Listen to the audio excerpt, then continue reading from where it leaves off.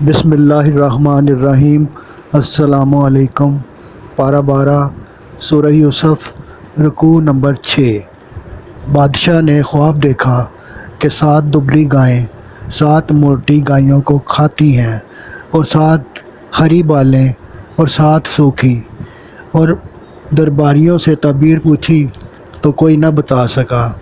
قید خانہ کے ایک ساتھی نے جا کر اس خواب کی تعبیر یوسف علیہ السلام سے پوچھی اور اپنے بادشاہ کو بتائی۔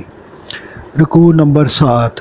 بادشاہ کو معلوم ہوا کہ تعبیر یوسف علیہ السلام نے بتائی ہے، تو ان کو قید خانہ سے بلا کر شاہی مشیر مقرر کیا، اور آخر میں انہیں مصر کی بادشاہت مل گئی۔